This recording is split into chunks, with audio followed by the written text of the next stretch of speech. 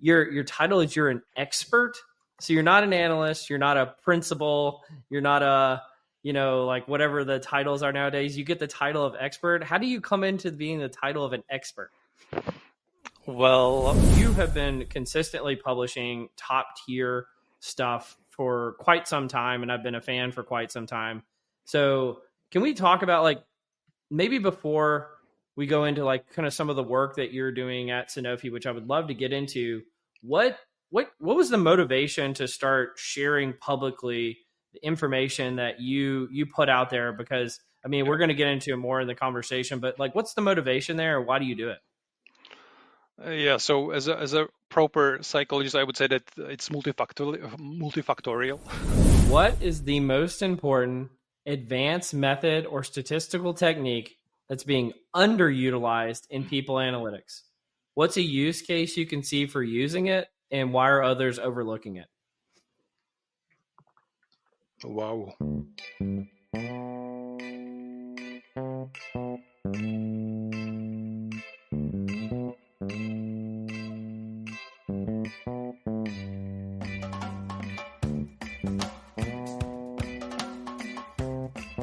Welcome to Directionally Correct, a people analytics podcast with Cole and Scott, and today's guest, Ludek Stehlik, people data science expert at Sanofi. Hey, Directionally Correct fans. If you're looking to stay connected to the podcast, make sure to subscribe to our Substack newsletter, watch our videos on YouTube, or listen to the podcast on your app of choice. This podcast is dedicated to you to help educate and entertain you on how to effectively do people analytics. All opinions are our own and do not reflect those of any other organization.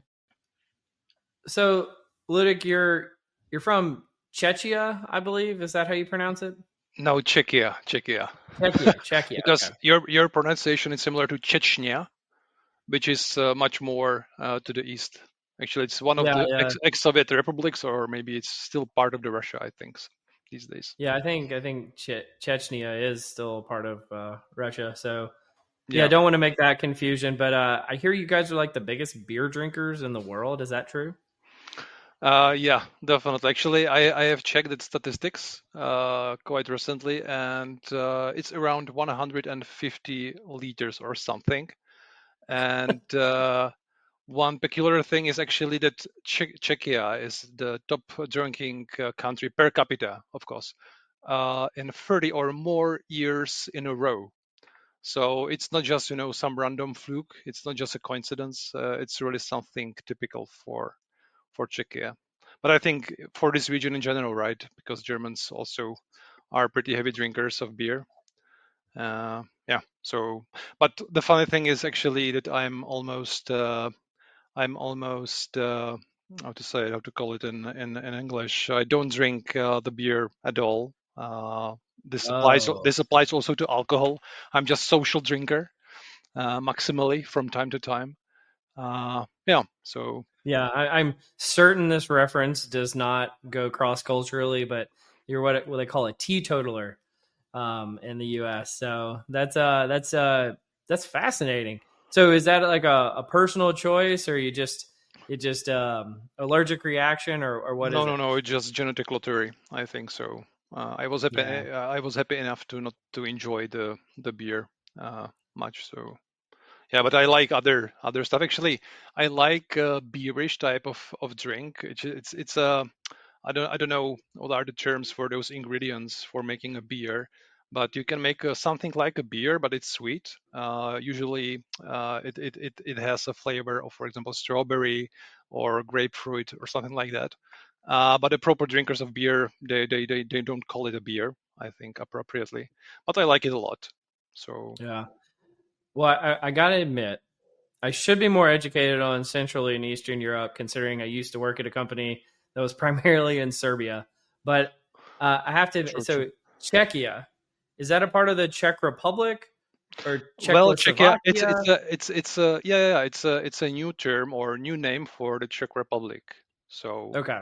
especially those sports team when they have to have this name of the country they are from. So Czech Republic, it's pretty long, and when you compare it, for example, with France, Germany, they almost all of them have just this one word, a name of their country. So it fits very very well. on their teachers, etc. So that's one of the reasons why Czechia actually now is now replacing the Czech Republic. Yeah. So you're at Sanofi, right? And what's your role there? Well, the official role, it's very long. It's people analytics data science expert.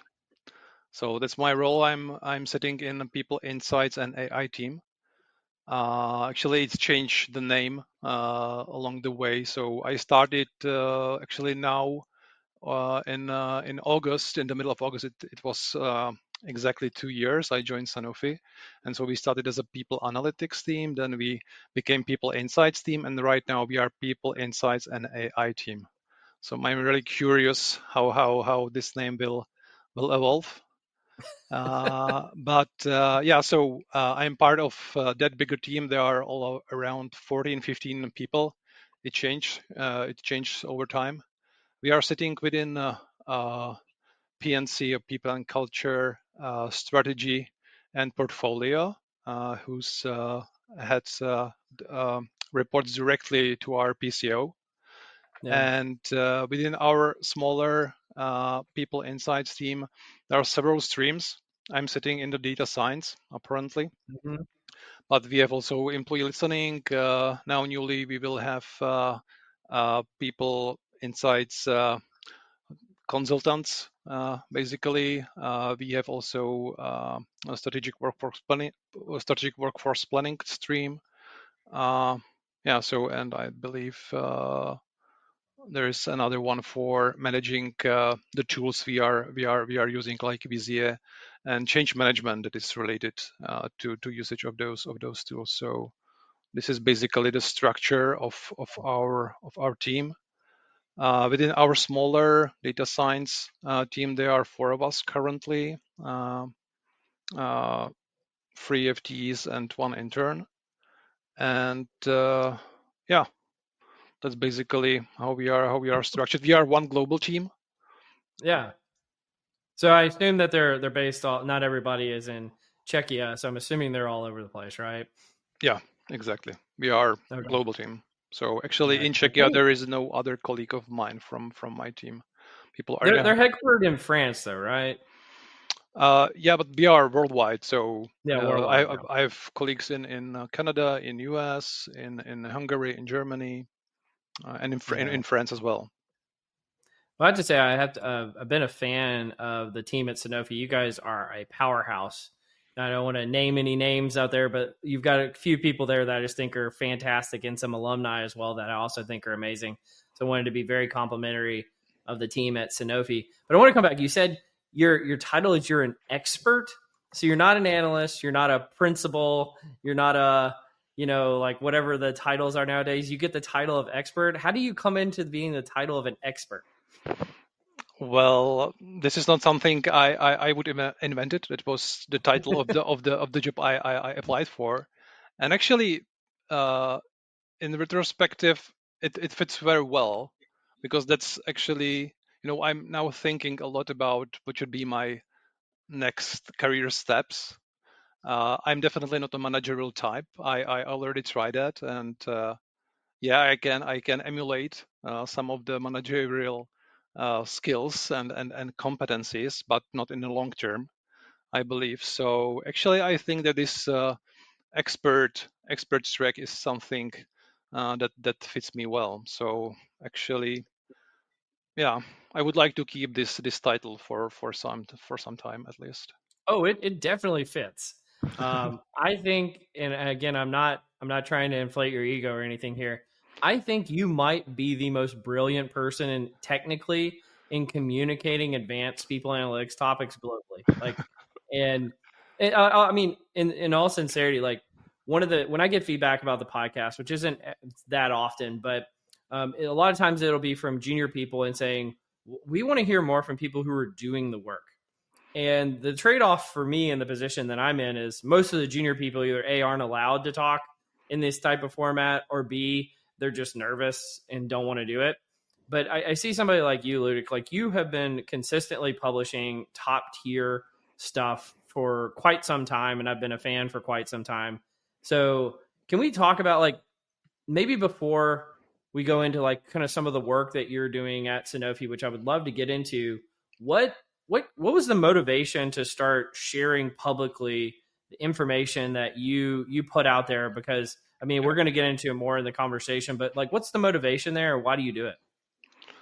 Yeah, so as a proper psychologist, I would say that it's multifactorial.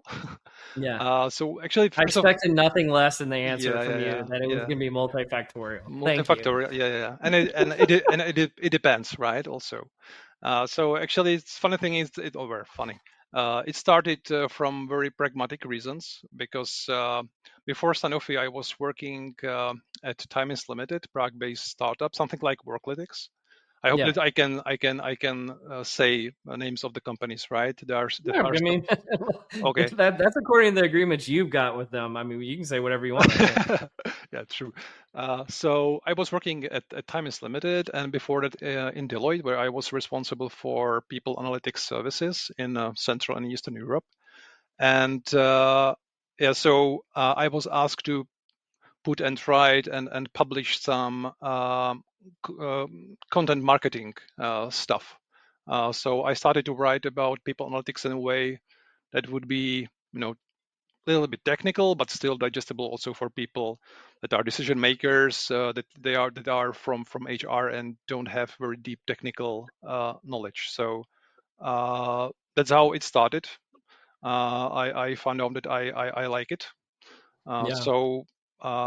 And especially at Time is Limited, where it was at the time relatively completely new thing. We were doing this uh, network analysis and processing, collaboration, metadata, this kind of stuff. So there was a lot of stuff to write about, new stuff. Uh, yeah, so that's one factor or one reason why I'm writing these days. Second one, definitely, I would like to reciprocity. Simply speaking, Yeah. I want to give back what I got and still getting from other people. Uh, it's also partially a selfish thing because I don't only post about the stuff about I'm doing, but I still thinking how to do it differently. So I actually get pretty good feedback, inspiration, ideas how to do things differently. So it's kind of prompting the public space, and I'm getting very good ideas and inspiration. And also, yeah, I also like because again, many people don't know that a large part of my career I was partially academic. So let's say 25% of my time I was working at the Charles University here in Prague, Department of Psychology, um, with a focus on cognitive psychology. So I'm not IO psychologist. I'm cognitive psychologist by training, but with big love to mathematics, statistics. So that's why I ended in this field, I think. And so I like to pass on the knowledge. I like the teaching part of this job, but at the very same time, I'm pretty strong introvert. So this social part of the job, I didn't always enjoy a lot. So actually, this way of passing on the knowledge is more comfortable for me. So and I enjoy it, and yeah. Well, I want you guys to know who are listening right now how much arm twisting it took for me to get Ludek to come on here. I have been trying for so long to get Ludek. I mean, we've cited probably your articles more than anyone else on the podcast. Maybe Scott Rada, and he's a previous guest as well, who's doing the work. Also, just published his excellent content. But Luke, I'm really grateful that you're willing to talk because I know that it can be challenging with everything that's going on. And sometimes even companies, they don't really like it when you publish externally if you're doing this type of stuff. So want to give Sanofi credit for allowing you to do what they're doing as well. It's really great. But I want to come back to something you were saying about being an academic. So were you an academic while you were also working at the same time? Because you said, so how does that work in if other people are interested in doing that kind of thing? How do you partner with universities to do that? Do you think it's mutually beneficial for the university and the organization in that arrangement? Just talk about what that looks like, because I don't see that happening very often. Yeah, definitely. It's very. I think it's useful for both sides because in academia you have this space to explore new stuff that you cannot see that will be useful for some practical use cases. So you can freely explore. Actually, that's also one of the reasons why I'm writing this stuff, because it gives me an opportunity and also excuse to spend some time on learning and exploring new stuff. And also vice versa, because when you are teaching the students the stuff, then you can tell them, how these relatively abstract things can be actually useful in practice, because you know it from your own practice. So from this perspective, it was very beneficial in both ways. At the very same time, it was difficult to combine it, especially when I found my wife, and we had a family. Then from the time, it was very tough to coordinate it. I must say that you have to devote more than, officially, okay, it was 25% versus 75 or 80%, but actually you have to devote to it much more time. So there were no weekends or only partial weekends. Also during the summer holidays, yeah, so it was not feasible in the long term. So actually, it's already 8 years I left academia, and now Okay. I'm fully only in a business. But retrospectively, I would not change it. It was really, I think, enriching, and it gives you yeah, I think unique perspective, that you are well oriented in those are the arcane technical details of various methods, Yeah. but at the same time, you are pushed by the business to use this Yeah. stuff in a reasonable way, and to make some uh, simplifications that make it Yeah. digestible. So I would recommend it for young people who don't have so many Yeah. tasks, or don't have their own family, children. So yeah, why not? But I suppose it's also very specific for the location where we are living. I suppose that the educational systems are different in different countries, Yeah. so may not be feasible in other countries, in US, etc., where maybe you are even Yeah. much more. Hmm? It's definitely feasible. Like, so I've taught at Louisiana Tech, TCU, and SMU at different points in my career. And so but I think the researcher, like, I just feel like teaching, and it is a huge sacrifice. Make no mistake, teaching while you're working full time. But I think even research itself, because it is so time intensive and it takes sometimes multiple years to get research published as well, it's like a whole different level of sacrifice that you would be making. And so I just think it's fascinating that you were able to do that. I know people are allowed to do that in certain organizations, but it's just I don't know if it's advisable, because it's just such a commitment to make. Definitely, and also that will be one of the reasons I was not so successful academic. I would suggest by assessing based on some common measures. So that's also one thing you must Yeah. pay. Well, you mentioned you're a cognitive psychologist. For people who aren't familiar with that discipline, Hmm. can you talk about kind of what it is, and then what does cognitive psychology bring to the world of work in people analytics as well? Like, what's the unique perspective that you have? Wow. Well, so cognitive psychology, I think the name already suggests that uh, it's about scientifically studying how human, not only human, but usually human mind works. Uh, Usually you can use various methods, experimental methods, but also mathematical modeling and simulations methods. So actually that's the part I was working on. Both my master thesis and PhD thesis were about mathematical modeling, how people solve various type of problems in language and in abstract reasoning. Yeah, so that's very briefly about cognitive psychology, and yeah, well, unique perspective.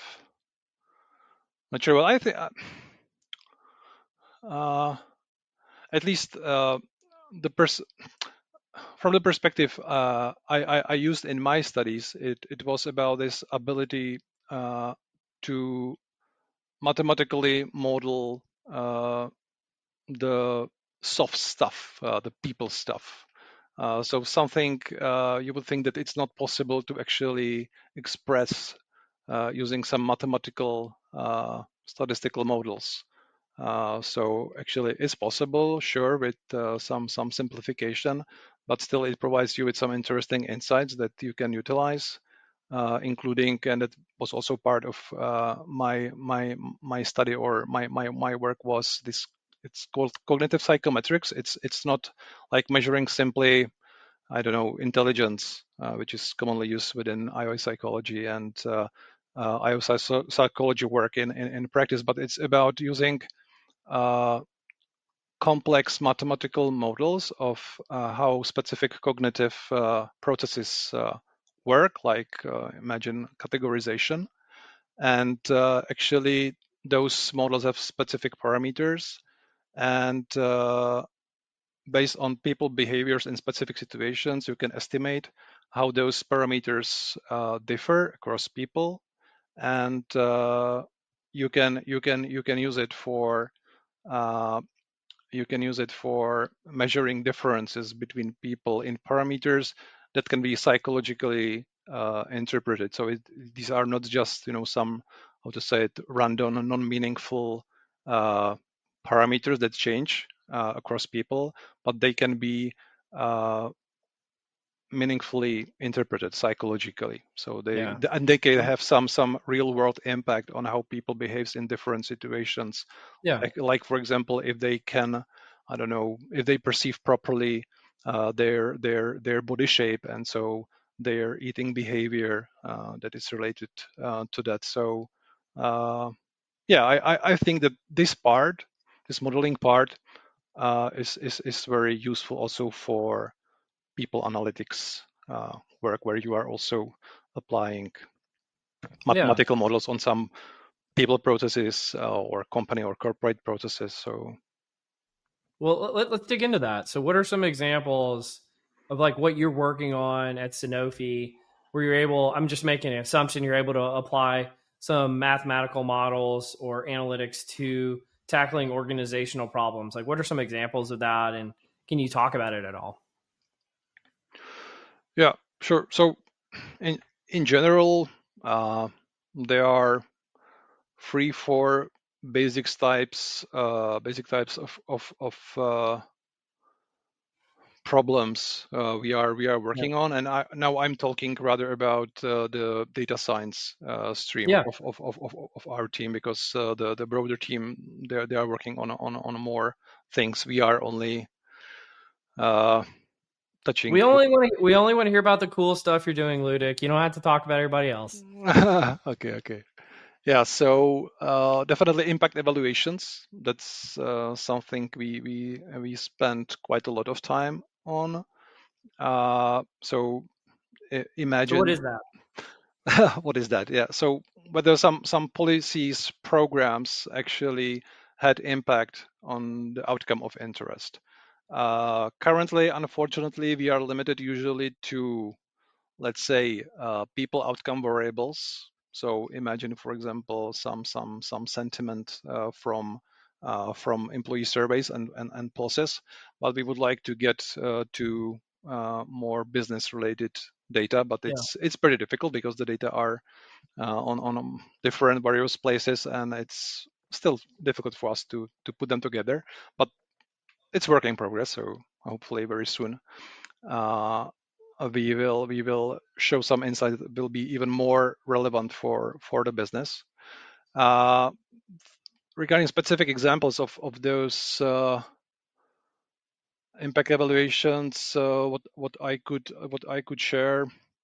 Uh, one nice example was an analysis how we are using a award platform where people can give bravos or kudos to their colleagues. So we were actually measuring whether usage uh, of this platform has impact on how people perceive how they are rewarded, and whether people value their work, etc. And we were also measuring what specific characteristics of those bravos, because it's not about just sending a simple message. Actually, it's about sending a message, potentially also some monetary value, but uh, you can send various type of messages, right? And so we were measuring what characteristics of those messages have the biggest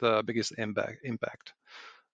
So that was potentially useful a project and insight, because this in our service it's relatively frequently reported that this recognition is very important for good employee experience at our company. So supporting this part of employee experience by this research can have impact itself. So So how do you do that, Ludek? I can't invite an expert on here and then not talk about how much expertise they have on these things. So how do you do all that? so in this specific case, we were using basically simple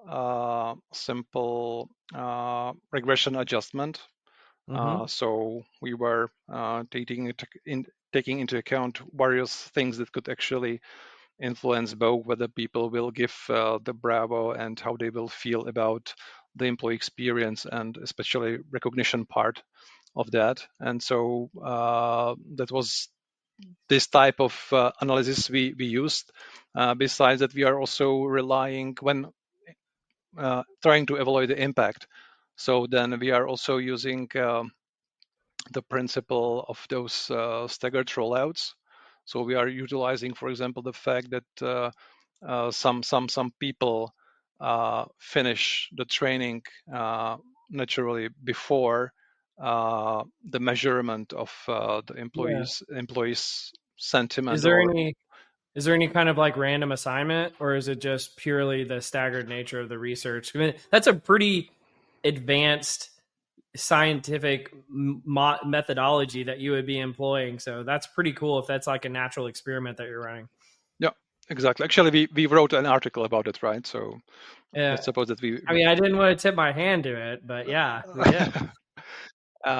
yeah, so in this case, well, there is self-selection to some degree, so you cannot rely solely on this simple fact. You still have to control for the other things that actually could cause that some people apply and go into the training before some date, and as other people later. So, but still, this provides you very nicely with this thing that those people who manage to finish the training after this measurement, so they cannot show the potential impact on some specific outcome variables Mhm. on in that measurement period. But as I said, still, it's usually, and it's very rare when you can randomly assign people to different groups. So even in this case, you still have to control for those potential confounders. So usually we are relying on some socio-demographic and organizational variables. Big advantage is that those who are organizing those programs and trainings, they know what is nomination process. So this also helps a lot, to uh, disentangle the potential reasons why some people started sooner and other later. Uh, Another very useful situation from this perspective is uh, how to call it, waiting kind of a waiting list. Yeah. So, for example, when measuring the impact of gigs, uh, people can participate in. So there first you have to show the interest, right, into being in some working within some gig, and then you have to wait some time before actually some gig will occur that will fit your needs, your requirements. So this pretty naturally creates these two comparison groups where we have people who groups from we have people from two groups, and in both groups people showed an interest in participating on a gig, but only part of them were allowed to because of simple opportunity occurred or not. So that was another very nice situation configuration that allow us to estimate whether simple participation on a gig would improve your satisfaction with the career opportunities at the company, whether it will boost your career, whether you will make a bold move or not. So that's another thing and great opportunity. I think that in many companies occurs. Yeah. And besides that, there are some other fancy tools now relying more on machine learning, like double machine learning, but basically just more fancier version of regression control. But also we are experimenting with these. And a big actually, for me as a psychologist, and I believe it's quite common also for others, we were not very heavily trained in those causal inference methods. We were trained in those experimental designs, especially compared to economists. And the big advantage of our team is that this data science team lead is economist or econometrician. So actually, she introduced us into those methods, and now we are trying. DAGs. What are DAGs? Yeah, DAGs. Nice way how to visualize, formalize the supposed causal model, the data generating process. So also, what's the relationship between a DAG and an ONA chart? whoa, they are both very sexy. Yeah. You will get a lot of likes on the LinkedIn when you use them in your post. Get so many likes. People Yeah, love bubbles and lines. I don't know why. They just love them. true. Yeah, so actually we are using both. That's another. If I should leave the topic of impact evaluation, another type of projects we were delivering were related to ONA, the active one. We are trying to get also to some passive data, but it's pretty difficult because of the data privacy. But we will see how far we can get. But so far, it was about asking people very explicitly about who they consider to be, an influencer, with whom they collaborate the most, where they are looking for an advice. This type of questions we used. Yeah, but let's hope that in the future we will get also to those passive data sources. Can I come back to the point about like the econometrician for a second? And I was kind of joking around about DAGs, even though that is a very useful way of visualizing, and it contributes to the causal inference that we'll talk about here in a minute. Is it like, I'll be honest, so one of the reasons why I felt like psychology didn't focus on causal methods was because it was considered like sort of heretical to do causal based research, and we always just kind of believe that you base kind of systemic ways of showing multiple viewpoints on the same data, convergent, discriminant, nomenological, different types of validity in these situations, but you never really said A caused B. And that was sort of, again, heretical to say. What do you think has shifted to make that more palatable in the last 15 years, let's say?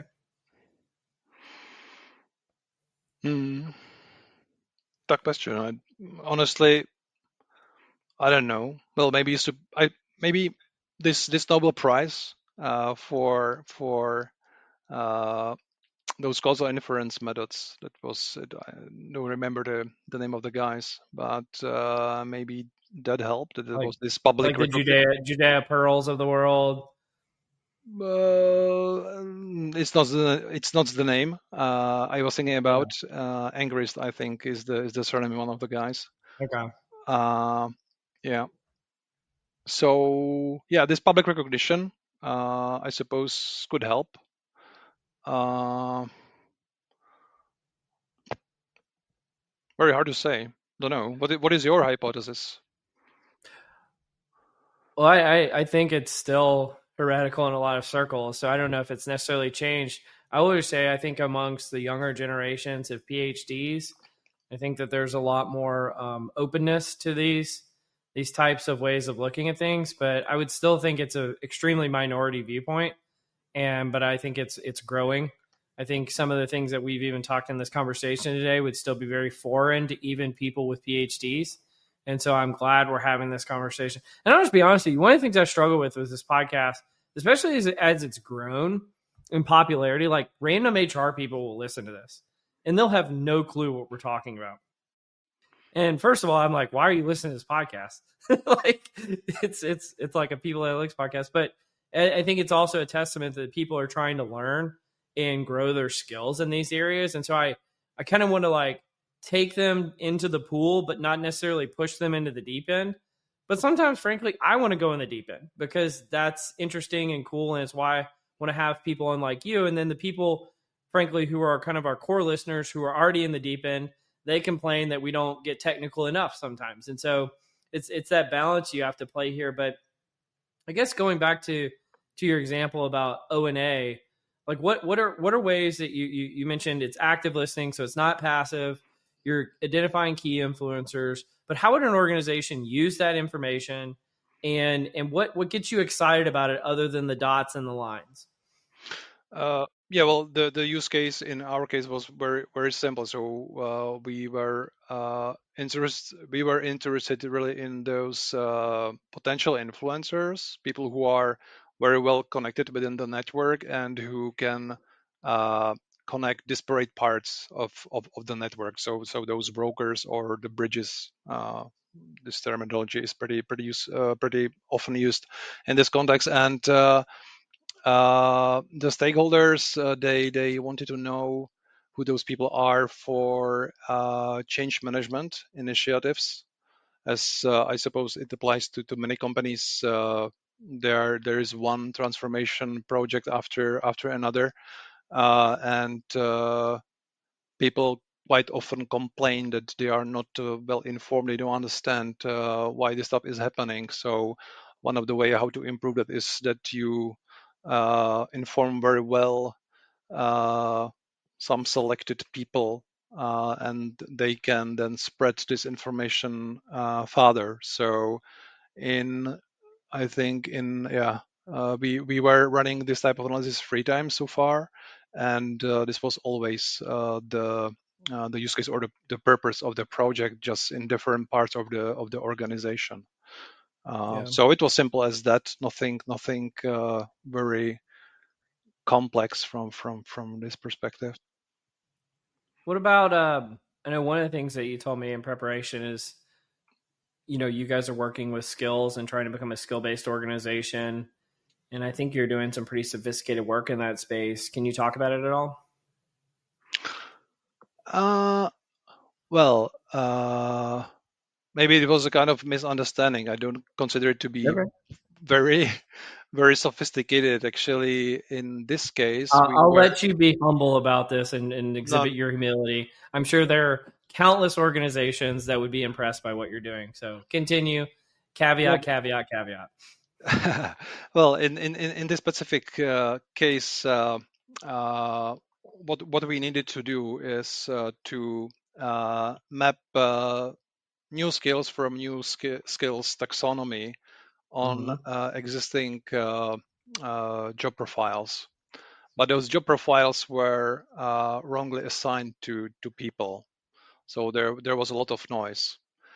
So what we did, that we use pretty basic, I think, NLP techniques, so natural language processing techniques, now including the large language models, to make this assignment of those job profiles and job families, job groups properly, with some human oversight.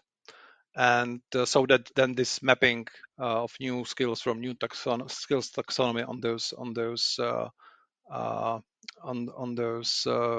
job profiles would be correct.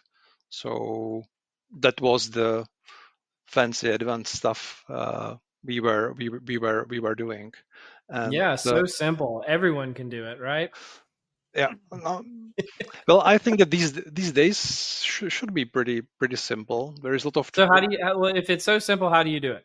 I want to like you mentioned what you did, but how did it happen? well, basically, you just have to have access to the data. So it means in this case the textual description of people's job profiles. Then you have to access also to then the skills, the skills taxonomy thing. You also have to have some source of truth, at least for part of those data. So then you can say what is correct, what is not, and then you are just looking for similarities using embeddings that you can generate now using LLMs. Simply speaking, where the embeddings just a numerical representation of the word sentences, paragraphs, whatever. And important thing is that it encodes the meaning of this stuff, and then you can measure the similarity, and then you can attach to those job profiles potential good candidates. When you have very high certainty, you can keep it as it is. When there is some uncertainty, then you will flag it, and people reviewers will manually check it and make the proper assignment. Yeah. Yeah. So So and here's the yeah, problem. Here's the problem with experts, and I'm saying this tongue in cheek because your title is expert. They don't realize that what they're doing requires an incredible amount of expertise. And so what you just described, I imagine to 95% of people who are listening, was fascinating, eye-opening, and they've probably not heard it before. So I really appreciate you sharing that, Ludek. Thank you. you are welcome. But my personal experience is from conferences that are relatively high level, and I speak with the people analytics, Yeah. not experts, but managers or directors. They know what I'm talking about. So Yeah, they do. Well, here's the thing, and I suffer from this as well. Is I suffer from the disease I call looking up.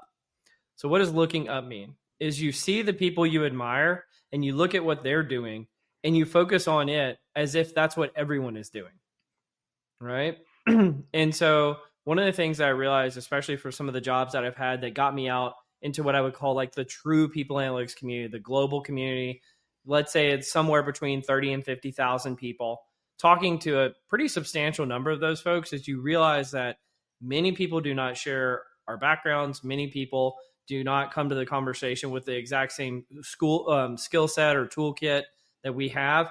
And if you're only looking upwards, you realize that you're getting to a smaller and smaller and smaller community of people that are extremely sophisticated. And it's great to look up to them.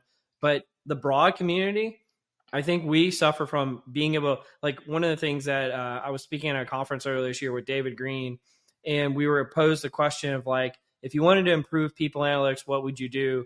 And I said, a lot of people focus on kind of raising the ceiling of kind of who are those people you look up to the most. I focus more on raising the floor of let's build out the entire community and their skill set. And so I want to be extremely complimentary to you today about some of the things that you share, because I think they'll help contribute to raising the floor rather than just looking upwards. What do you think about that? Uh, yeah, makes sense. Well, it's well-known psychological phenomenon, right? I think it's called curse of knowledge. Yeah. And yeah, but idea you had, sounds very reasonable and doable, Yeah. I believe. All right. Well, you ready? You want to do some Cole's Corner? Yeah, I don't remember what is it, but yeah, let's Well, you'll let's remember go on it. shortly. Welcome to Cole's Corner. All right. First question for you I got in rapid fire. What is the best Eastern European country and why? This question always fails. I try to like different variations of it. No one likes it. I'm going to keep doing it until it works. All right. What is the best Eastern European country and why? Yeah,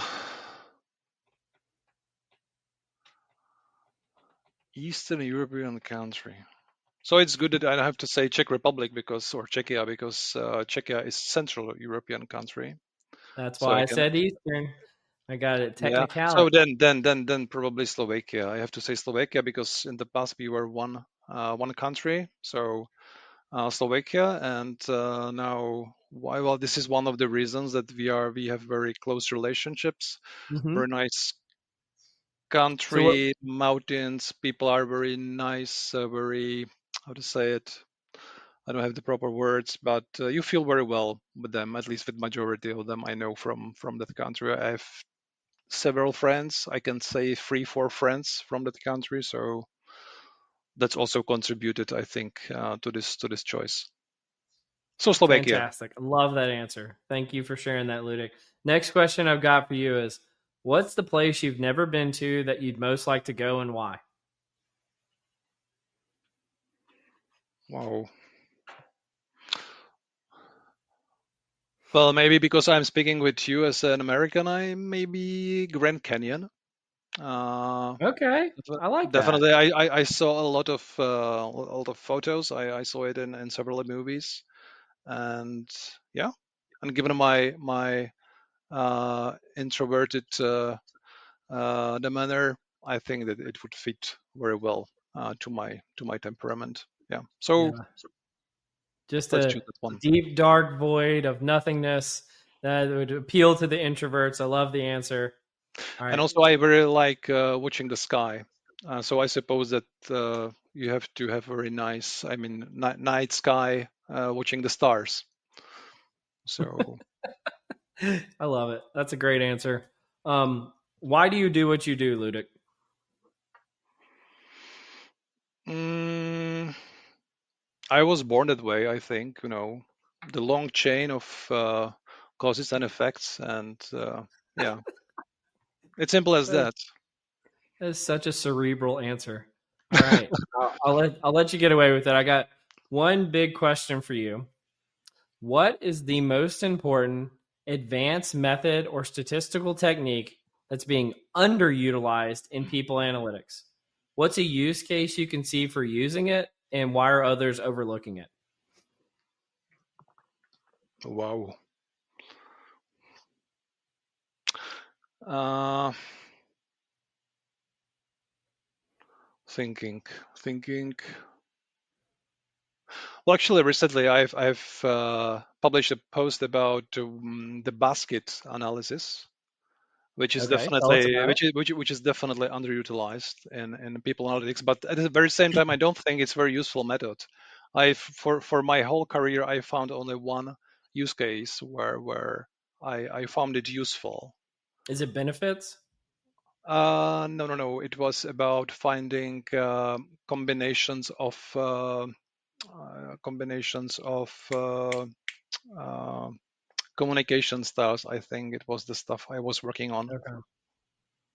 Yeah. Mm, mm, mm, mm, mm, mm. But this could be a candidate, but not very good one, not strong one.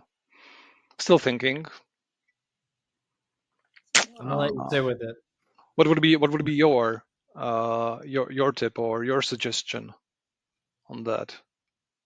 Well, I think we're going to talk about it here in a second in terms of our article with causal inference, but I think it's a lot of the methods that are described in there.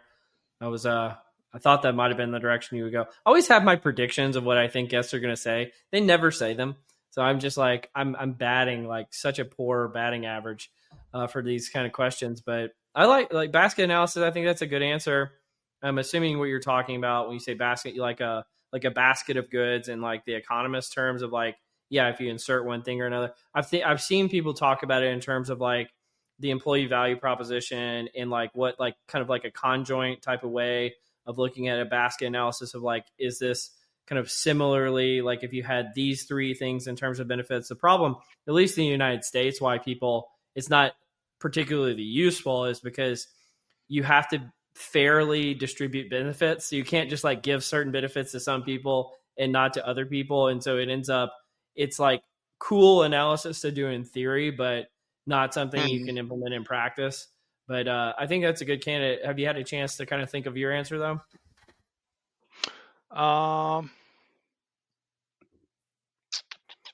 Yeah, let's stay with that. But All right. those causal methods are good candidates as well. But I thought that given that we will discuss them again Yeah. and we discussed them already, they are Well, out of the why don't we game. just go there? Let's do some what am I reading, and let's talk about the first one on the article that you and I wrote together. It's called Beyond Prediction: Exploiting Organizational Events for Causal Inference in People Analytics. And I think it kind of starts out on a jokey term because you put a meme in here of like neural nets versus causal inference, and causal inference is beating up the neural nets. I thought that was funny. But if you go through this, and I think I can say this because I want to give you, as the first author, you were the brain behind this article, and I just contributed around the margins. This is the best resource ever done on how to utilize, and it's so comprehensive. Like I don't think people realize like how much good information was packed into this article about different causal methods and how they can be utilized in people analytics. I'm just kind of scrolling through it here for the folks on video. How to do different types of experiments, when to pull different data sources, like research methods and designs, the DAGs that I mentioned earlier, and even additional resources here. But I wanted to ask you, like, I really think this was almost like a lifetime achievement award type of article for using causal inference in the workplace for people analytics. What was the motivation behind this one, and what were some of kind of the high points in terms of causal inference of this article we wrote together? Well, the motivation was to, clarify my own thinking or to put all the stuff I learned so far into one place in a, nicely, nicely packaged way. Yeah, that was the major motivation to write it down.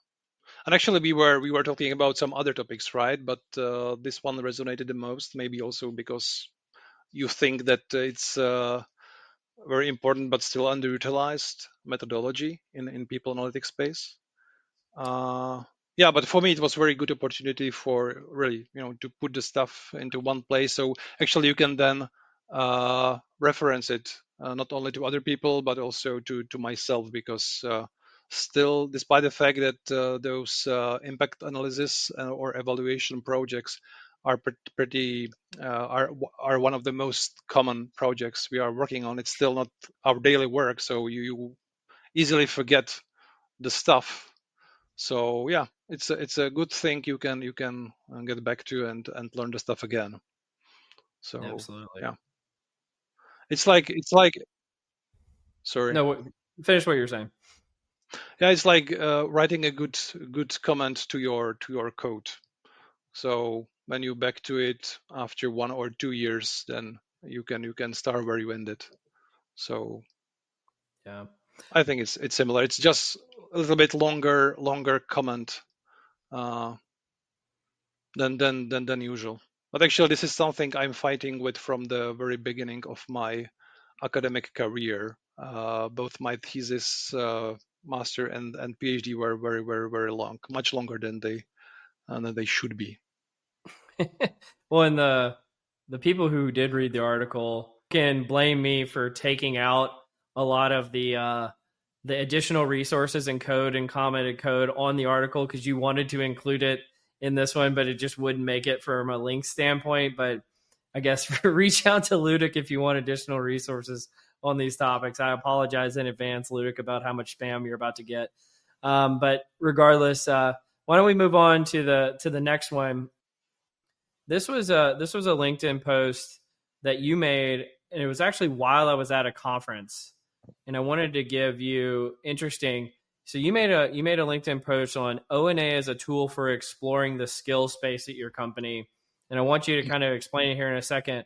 But while I was at this conference, 4 different people came up to me and talked about, oh my God, did you see this LinkedIn post about a guy who mapped, skills to O&A?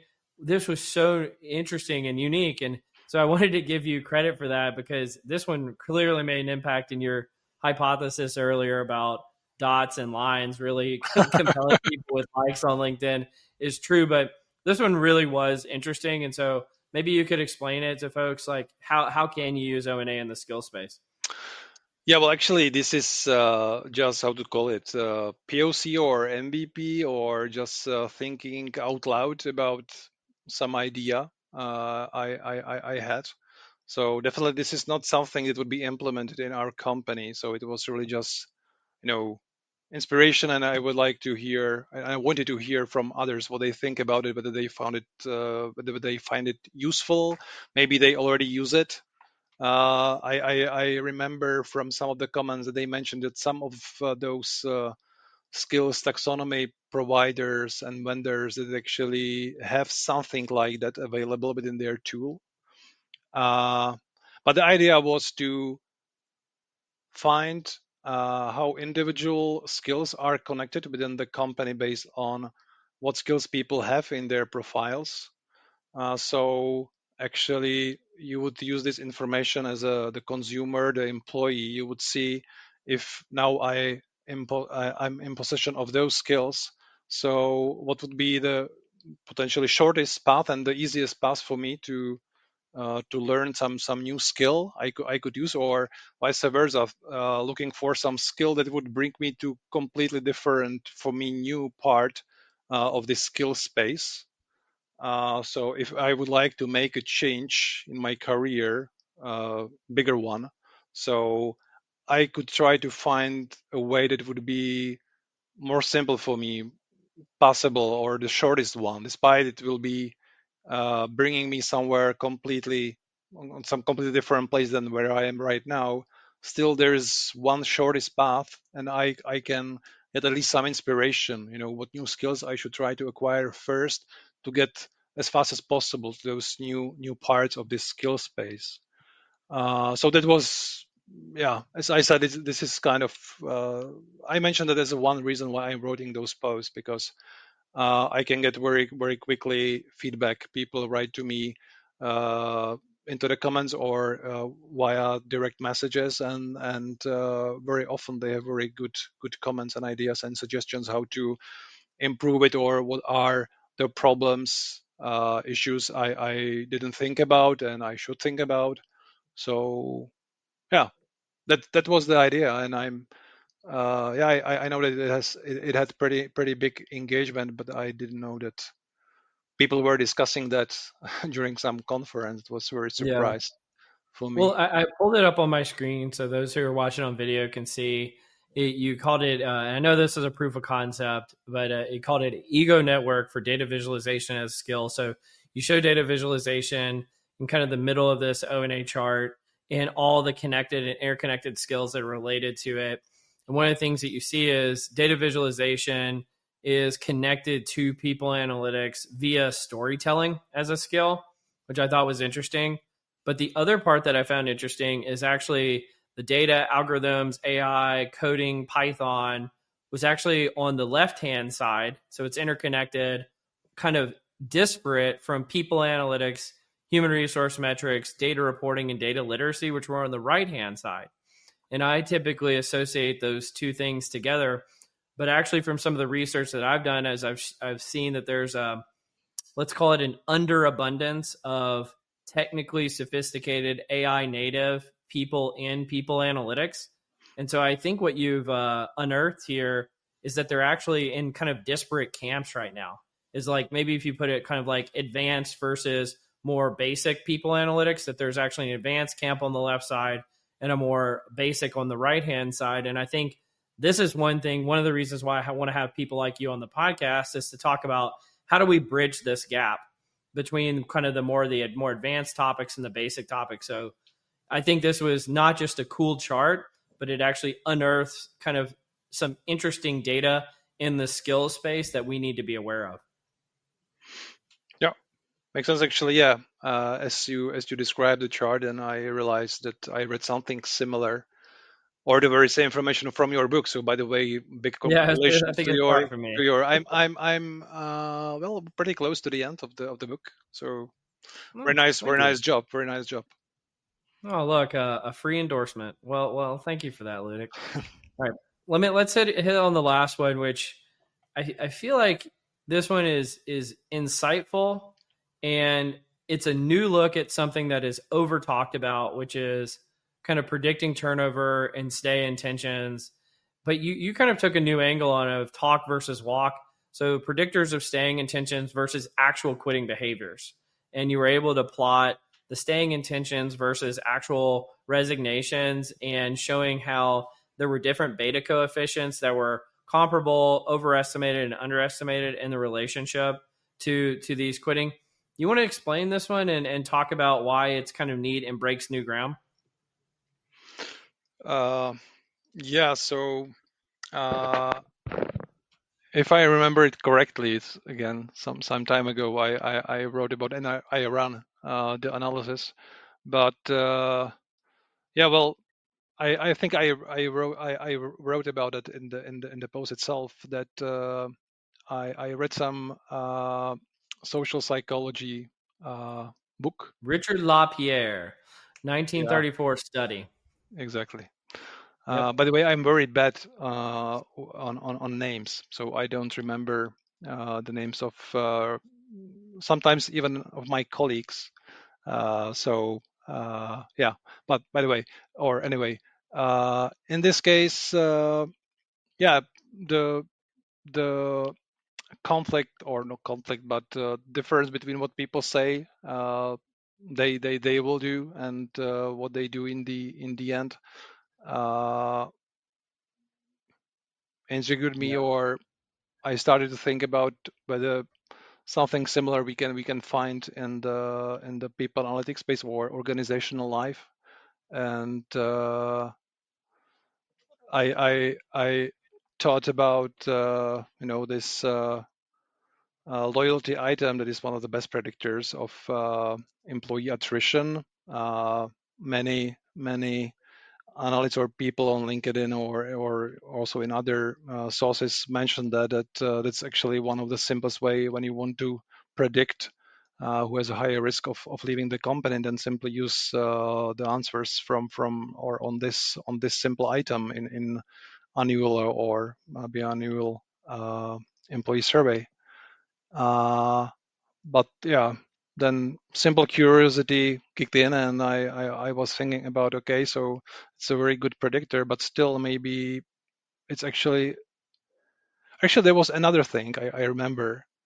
Uh, Again, I'm actually not sure whether there is some systematic research on the topic, but people often underestimate how big impact on their job satisfaction will have, how long time they will have to spend commuting to the job. So first they are, super happy that they got this very nice, interesting job, irrespective how far it is from their home. But after a while, they realize that actually, this first excitement uh, uh, diminishes, or is not there. And then this fact that you have spent so much time on commuting to the work, it will cause that you will in the end leave the job. Actually, this was something I experienced myself with one of my previous jobs. Uh, so this thing prompted me to let's give it a try, and let's try to use data. but they will confirm that there are actually differences between what people consider important for staying when they are in a situation when they are still within the company and when they actually or in the end left. So Yeah. what?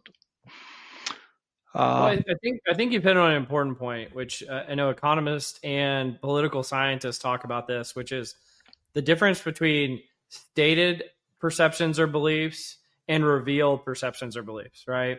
So someone states that they are going to quit for this reason or that reason or why they're dissatisfied with the company, but the revealed preferences is where you figure out what is actually motivating behavior. And I think the education for in the people analytics space is organizations sometimes over-index, especially using surveys, to stated preferences, and they're not indexing to what's really the drivers of behavior, which would be those revealed preferences. And so I think that this you've elucidated an example of how that plays a role with stay intentions and actual quitting behaviors. And so I love this type of education and how it's contributing to the field. But Ludek, this has been fantastic having you on today, man. I'm so thrilled that you're here. Thank you, and thank you for very nicely picking the main message of this post. I would not do it better. I'm like a walking LLM.